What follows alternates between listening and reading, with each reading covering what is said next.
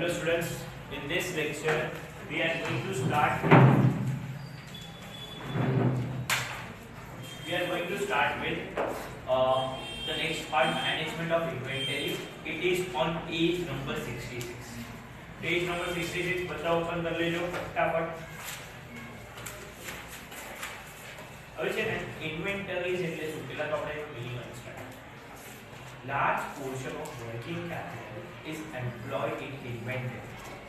Inventory includes stock of finished goods, raw material, WIP.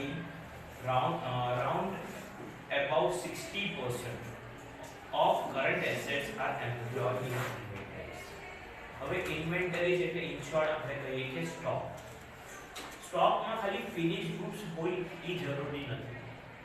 raw material કાચો માલ પડ્યો production માટે, સેમી ફિનિશ્ડ ગુડ્સ.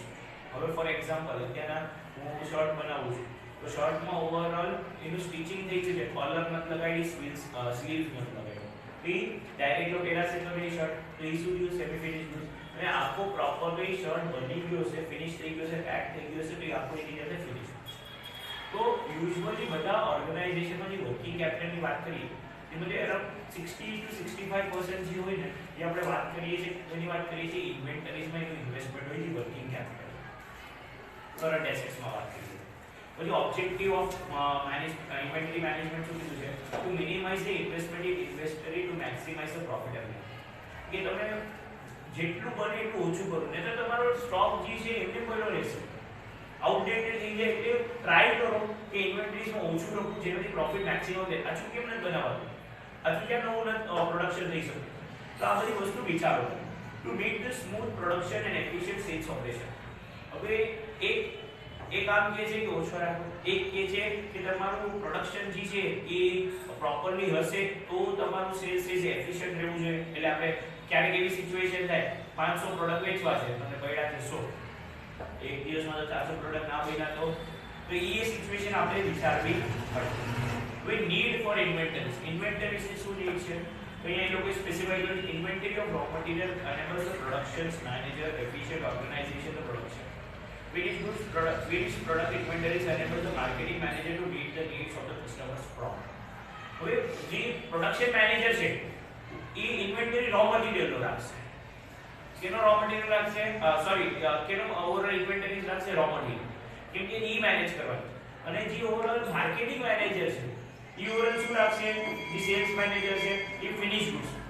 કેમ કે એને વેચવાનું છે અને આને બનાવવાનો છે, તેની નીડ છે. અહીંયા ઇન્વેન્ટરીની નીડ શું છે? Row material. અને જે સેલ્સ કરવો છે અહીંયા નીડ શું છે? Finish goods. વર્કિંગ પ્રોગ્રેસની નીડ ક્યારે આવશે? જ્યારે ફિનિશમાં કન્વર્ટ થશે ત્યારે. જ્યાં સુધી ફિનિશમાં કન્વર્ટ ન થવાનો ત્યાં સુધી કોઈ માલ લેવાનો છે ના. અને અહીંયા કે ઈ એક પૂરું થઈ જાય, જે WIP છે પૂરું થઈ જાય ત્યારે આપણે નવું પ્રોડક્શન ચાલુ કરીએ એટલે રો મટીરીયલ બધું પ્રોપર છે, એફિશિયન્ટ છે, જે ટાઈમે જોશે એ ટાઈમે રિક્વાયર્ડ મળશે, આપણે આવી જશે આપણી પાસે. એ સિચ્યુએશનને પ્રોપર વિચારવું પડે. કોમ્પોનેન્ટ્સ ઓફ ઇન્વેન્ટરીઝ તેમાં કીધું રો મટીરીયલ એ કહી શકો, WIP કયો, ફિનિશ ગુડ્સ કયો, કે સ્ટોર્સમાં સ્પેર પાર્ટ્સ મળે. અમુક જગ્યાએ આપણે કહીએ કે રો મટીરીયલમાં કે આ વસ્તુ બનાવી છે તેના સ્પેર પાર્ટ્સ એવી રીતે એસેમ્બલ કરીને એ લોકો આખું પ્રોડક્ટ બનાવે.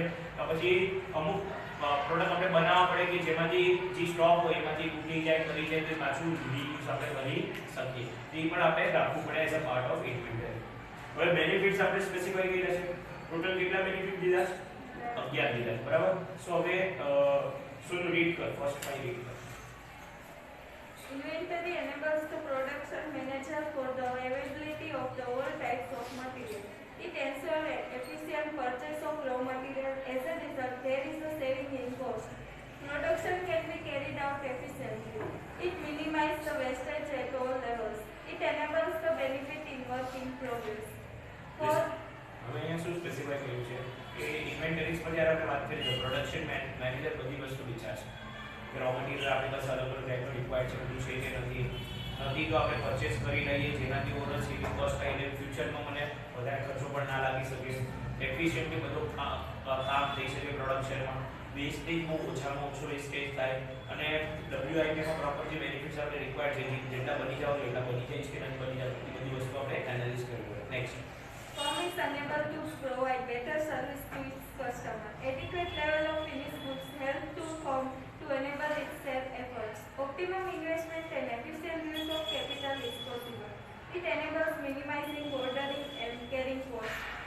Heavy purchase of raw material will be facilitates discount to earn reasonable return on capital employed in the form of inventory. હવે અહીંયા આપણે શું સ્પેસિફાઈ કર્યું છે આપણે સારી સર્વિસીસ કસ્ટમરને દઈ શકીએ અગર આપણી પાસે પ્રોપર સ્ટોક હશે એને વેરાયટી આપણે પૂછી શકીશું અગર મારી પાસે ઇન્વેન્ટરી હશે તો પોસિબલ થઈ શકે છે પછી તમારા સારા તમે સેલ્સ એફર્ટ આ નહીં તો આ લઈ જાઓ આ નહીં તો ઓલું લઈ જાઓ તો તમે એફર્ટ્સ વધારે લઈ શકશો અગર તમારી પાસે ઇન્વેન્ટરી હશે એનું ઇન્વેસ્ટમેન્ટ જે છે કેપિટલનું એ ઓપ્ટિમમ બેસ્ટ વેમાં કરો જેનાથી તમને એનું રિટર્ન સારું મળી શકે છે અને અહીંયા આપણે કહીએ છીએ કે કેટલું ઓવરઓલ ઓર્ડર છે મિનિમાઇઝ કોસ્ટ કેટલો સાથે વધારે પ્રોડક્શન કરીશ તો હું કેલ્ક્યુલેટ કરું છું જો હું 10 રો મટીરીયલ લઉં છું તો મને વધારે ખર્ચો થાય છે અને એકાદ હું 100 લઈ લઉં તો એ મને ઓછા કોસ્ટમાં પડે તું એમ વિચાર મને 10 કેટલા દિવસમાં યુઝ કરીશ અને ઓલા 100 કેટલા દિવસમાં યુઝ કરીશ વધારે ડિફરન્સ થાય તો મારે એવી રીતે કેલ્ક્યુલેટ કરીને બધું ફાઇન્ડ આઉટ કરવું જોઈએ જેનાથી મને કોસ્ટ જે છે મિનિમાઇઝ થઈ જાય અને મને હેલ્પફુલ થાય એટલે ટ્રાન્સપોર્ટેશનનો કોસ્ટ કેરિંગ કોસ્ટ હું કહું કે અહીંયા 10 મંગાવ્યો તો લાગે છે 100 મંગાવ્યો તો એટલો લાગે છે હાઈ ડિફરન્સ 10 મંગાવું તો 100 રૂપિયા ભાડું લાગે છે અને 100 મંગાવું તો 100 રૂપિયા ભાડું મંગાવ્યું તો આપણે 10 માં તો મોંઘું કર્યું ને આ બધી વસ્તુ આપણે વિચારવી પડે કેમ કે એટ લાસ્ટ જે કોસ્ટ ઓફ પ્રોડક્શન ક્યારે થાય જે ફિનિશ ગુડ્સ બની જાય ત્યારે આપણે ફાઇનલી કહીશું ભાઈ આટલામાં આપણે પ્રોડક્ટ થાય છે આટલા તો ઓવરઓલ આપણે પ્રોડક્શન કોસ્ટ લાગ્યો છે હવે સેલ્સમાં પ્રોફિટ માર્જિન એડવર્ટાઇઝમેન્ટ માર્કેટિંગ અલગ વસ્તુ તો આ બધી વસ્તુ આપણે પહેલા વિચારવી પડે નહીતર હું પછી વધારે ખર્ચો મેં કરી નાખ્યો અહીંયા કેરિંગ ટ્રાન્સપોર્ટેશનમાં કે રો મટીરીયલ પરચેસ કરવામાં તો એનાથી કસ્ટમરને મોંઘું પડશે તો કસ્ટમર મારો પ્રોડક્ટ પ્રિફર ના કરે તો આ બધી સિચ્યુએશન આપણે વિચારવી પડે heavy purchase of row material બહુ તમારે હેવી ઇન્વેસ્ટમેન્ટ કરવું પડે છે ડિસ્કાઉન્ટ ફેસિલિટીઝ તમને મળી શકે છે અને તમને રીઝનેબલ રિટર્ન્સ પણ મળી શકે છે ઇન્વેન્ટરીથી જે તમે એમાં ઇન્વેસ્ટમેન્ટ કર્યું છે તો આ ટોટલ આપણે 11 પોઈન્ટ સ્પેસિફાઈ કર્યા છે પછી ઇન્વેન્ટરી મેનેજમેન્ટ ટેકનિક શું શીખીએ છે તો એના માટે એવું કે આપણે સ્પેસિફાઈ કર્યા છે 5 પોઈન્ટ ફર્સ્ટ વાચ Fixing the different level to have proper check and control the different level of inventory aspects such as maximum and minimum level ordering level. Second, economic order quantity. It is a technique to determine optimum order quantity to minimize the total of its ordering and carrying costs. Third, ABC system. On the basis of cost involved, all items in the inventory are classified under three categories, namely A, B, and C. Statistical inventory control system. To take important decisions in inventory management, statistical models are used. Fifth, budgetary control system. Inventory budgets are prepared and then actual consumption of inventory is compared with the figure of budget. હવે અહીંયા કીધું છે ને અલગ અલગ techniques કીધી છે આપણે ઇન્વેન્ટરીની કંટ્રોલ કરવા માટે ફર્સ્ટ કીધું ફિક્સિંગ ડિફરન્ટ લેવલ અલગ અલગ તમે લેવલ્સ બનાવો આટલું થાય ને આટલું ઓર્ડર કરી દેવાનું આ થાય ને આ કરી દેવાનું આટલું મેક્સિમમ હોય જાનાથી વધવું નહીં પછી નેક્સ્ટ કીધું ઇકોનોમિક ઓર્ડર ક્વોન્ટિટી હમણાં મેં તમને કીધું કે કેરિંગ કોસ્ટ શું લાગે છે ટ્રાન્સપોર્ટેશનની વાત કરો કે રો મટીરીયલ સસ્તો બોલો તો આ બધી વસ્તુ આપણે વિચારવી પડે પછી નેક્સ્ટ એબીસી માં છે તમે કેટેગરી કરો આ એ પ્રોડક્ટ આ બી આ સી એલા અલગ અલગ તમે કેટેગરીઝ ફોર્મ કરો સ્ટેટિસ્ટિકલ એટલે અલગ અલગ આપણે કહીએ છીએ અલગ અલગ સ્ટેટિસ્ટિકલ ડેટાની સોફ્ટવેરથી આપણે કેલ્ક્યુલેશન કરીએ છીએ કયો સ્ટોક છે કેવી રીતના છે એનું શું કંટ્રોલ કરવાનું કયો વેચવાનો છે પેલા કેવી રીતના તો with the help of software statistical ટૂલથી પણ આપણે ફાઇન્ડ આઉટ કરી શકીએ છીએ અને બજેટરી કંટ્રોલ તમારે કેટલું ઇન્વેસ્ટમેન્ટ કરવું છે કેટલું ઇનફ્લો થશે આઉટફ્લો થશે બધું ઓવરઓલ તમારે વિચારવું પડે ક્યાં મારા પૈસા બ્લોક થઈ જશે તો આ બધું કોઈ એસ્ટિમેશન આપણે ફાઇન્ડ આઉટ કરીએ છીએ પછી essential of the good inventory કંટ્રોલમાં કેટલા પોઈન્ટ કીધા છે લોકો 6 પોઈન્ટ કીધા છે ટોટલ 6 પોઈન્ટ્સ ફર્સ્ટ પોઈન્ટમાં સ્પેસિફાઈ કર્યું છે it is necessary two maintain the proper record of inventory record રાખો હિસાબ કિતાબ બરાબર પછી તમે રેકોર્ડિંગ કરો છો તો ઇન્વેન્ટરીમાં ઓવરઓલ એસાઇન કરો કે પર્ટિક્યુલર કોડ કે આ કોડ છે તો આ પ્રોડક્ટનો જ હશે આ કોડ હશે એવી રીતે કે તમે કોડિંગ કરવાનું જેનાથી તમને ખબર પડે પછી કીધું છે ઇકોનોમિક ઓર્ડર ક્વોન્ટિટી EOQ ની આપણે જ્યારે વાત કરીએ છીએ તો એ સિચ્યુએશનમાં તમારે કેટલો ઓર્ડર રિક્વાયર્ડ છે કેટલા ટાઈમમાં ગુડ્સ આવશે એ બધી વસ્તુ વિચારો પછી કીધું છે સ્ટાન્ડર્ડાઇઝેશન મટીરીયલ યુઝ કરો જ્યાં રિક્વાયર્ડ છે સારા ક્વોલિટીની ગુડ્સ પ્રોવાઈડ કરો પછી અહીંયા કીધું કે પર્સનલ તમે માણસની રીતના મેનેજમેન્ટ માટે રાખો એ બધું ઇન્વેન્ટરીનો હિસાબ કિતાબ પ્રોપર રાખે કે કેટલો સ્ટોક આવ્યો કેટલો ગયો કેટલો ઓર્ગેનાઇઝ ઓર્ગેનાઇઝેશનમાં છે, નવો કેટલો રિક્વાયર્ડ છે, આ બધી સિચ્યુએશન મારે એનાલિસિસ કરવી પડે. નેક્સ્ટ કીધું છે એડિક્યુએટ સ્ટોરેજ ફેસિલિટીઝ. આટલું ઇન્વેન્ટરી છે તો સ્ટોરેજ સારું હોવું જોઈએ, ઓપનમાં તો નહીં રાખીએ. મારી પાસે ગુડ્સ છે તો ગુડ્સ હું ફરિયામાં કે ગોડાઉન આપણે બારે તો ના રાખી શકીએ રોડ ઉપર, એના માટે પ્રોપર ગોડાઉન, સ્ટોરેજ, વેરહાઉસ હોવું જોઈએ. તો અહીંયા આપણે પ્રોપર એને સ્ટોર કરી શકીએ છીએ. ક્લિયર? હવે એના factors determining of the optimum level of inventory સીધા ટોટલ 11 ફેક્ટર્સ દીધા છે. પહેલા નેચર, પ્રોડક્ટનું નેચર શું છે, પ્રોડક્ટ જે છે એની ડિમાન્ડ કેટલી છે માર્કેટમાં. પછી રો મટીરીયલ આપણી પાસે અવેલેબલ છે કે નથી, મેક્સિમમ સ્ટોક આપણે મેન્ટેન કર્યો છે કે નથી કર્યો, માર્કેટ કન્ડિશન કેવા છે ગુડ્સ અને સર્વિસની, પ્રોડક્શનનો પ્રોસેસનો લેન્થ કેટલો છે. હવે જો અમુક ગુડ્સ બનાવતા મારે 1 દિવસમાં બની જાય, અડધી કલાકમાં બની જાય, અને અમુક ગુડ્સ બનાવતા મારે 5 દિવસ 15 દિવસ લાગે. તો એ બધી વસ્તુ આપણે હિસાબ કિતાબ કરવી પડે કે એક સર્ટન ટાઈમ મને પ્રોડક્શનમાં લાવવાની છે. તો ફિનિશ ગુડ્સ છે તો મારે ફિનિશ ગુડ્સ સપોઝ મારા 2 દિવસમાં વેચાઈ જાય તો 2 દિવસમાં મારો નવો માલ વધી જશે. એ પ્રમાણે આપણે પ્રોપર એક કેલ્ક્યુલેશન કરવું જોઈએ. પ્રાઇસ કેવો વેરિએશન છે ગુડ્સનો, ફ્લક્ચ્યુએશન્સ કેવું છે, કન્ઝમ્પશન રો મટીરીયલ કેટલું આપણે યુઝ કરીએ છીએ, પછી ટાઈમ કેટલો રિક્વાયર્ડ છે ડિલિવરી ગુડ્સ કરવામાં, જ્યારે એનો આપણે ઓર્ડર દીધો ત્યારથી, ફાઇનાન્શિયલ પોઝિશન ફોર્મની કેવી છે, સ્ટેબિલિટી સારી છે, સ્ટોરેજનો એક્સપેન્સ ફેસિલિટીઝ તમને કેવી રીતે મળે છે, ગવર્નમેન્ટના રૂલ્સ રેગ્યુલેશન્સની વાત કરો, રેસ્ટ્રિક્શન્સ વાત કરો, મેનેજમેન્ટનો એટીટ્યુડ કેવો છે, પ્રોપર વેમાં હેન્ડલિંગ બધું પાર્ટ થાય છે કે નથી થતું, આ બધી સિચ્યુએશન આપણે વિચારવી પડે. ક્લિયર? તો આપણે મેનેજમેન્ટ ઓફ ઇન્વેન્ટરીમાં ટોટલ 8 પોઈન્ટ છે. એક તો આપણે પહેલા મીનિંગ જોયો, પછી ઓબ્જેક્ટિવ, પછી need, component, benefits, inventory management technique, essentials અને લાસ્ટ ફેક્ટર ડિટરમાઇન. આ કે ના? હવે નેક્સ્ટ શું કીધું છે?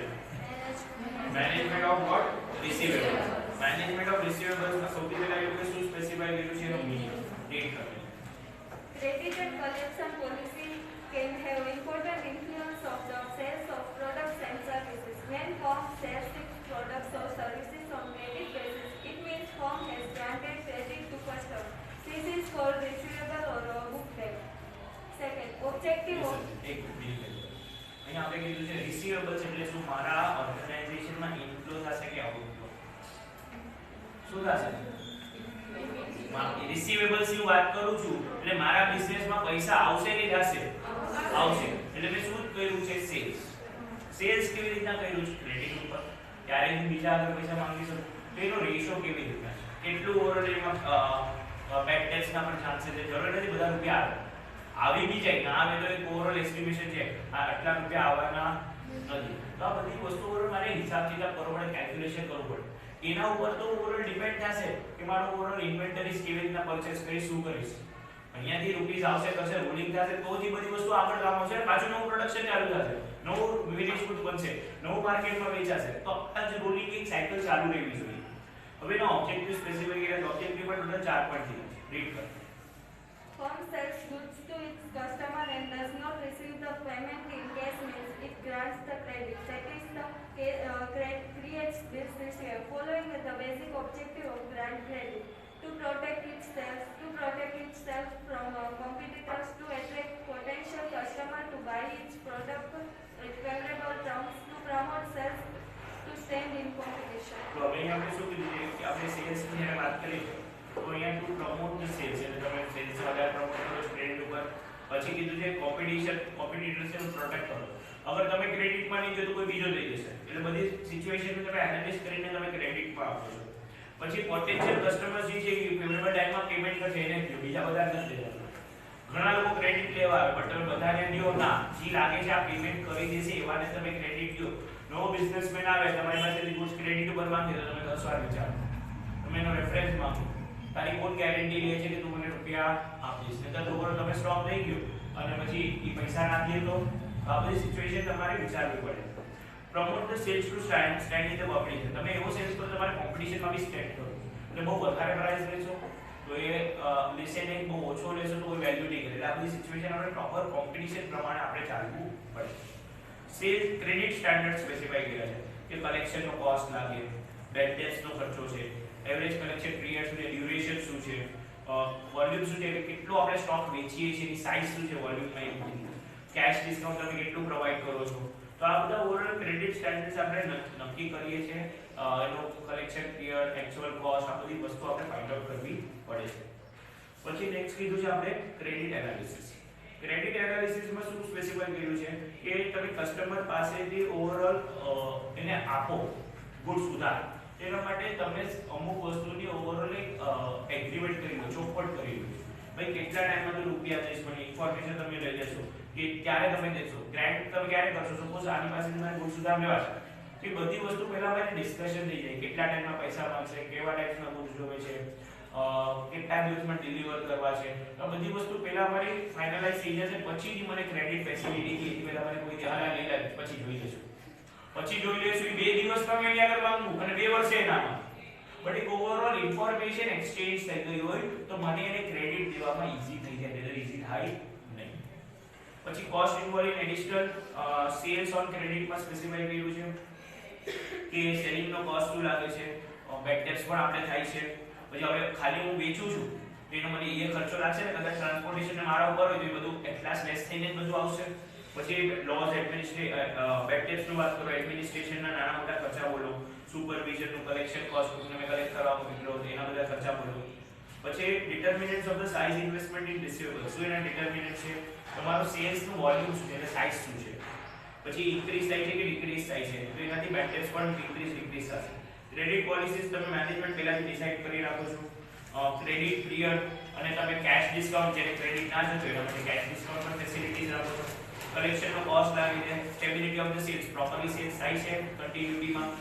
Arrangement of the bill discounting, in future તમે એને ડિસ્કાઉન્ટ કરવું તો તમે કરી શકો છો. કંટ્રોલ્સ ઓફ રિસીવેબલ્સમાં શું સ્પેસિફાઈ કર્યું છે કે તમારા ટર્મ્સ એન્ડ કન્ડિશન બિઝનેસ સાથે કેવા છે એ નક્કી કરી લો. રિસ્ક કેટલો છે, ક્રેડિટ તમે વધુમાં વધુ કેટલું એક્સટેન્ડ કરી શકો એ નક્કી કરવું પડે. પછી તમારું સ્ટ્રિક્ટ કલેક્શન પોલિસી હોવા જોઈએ.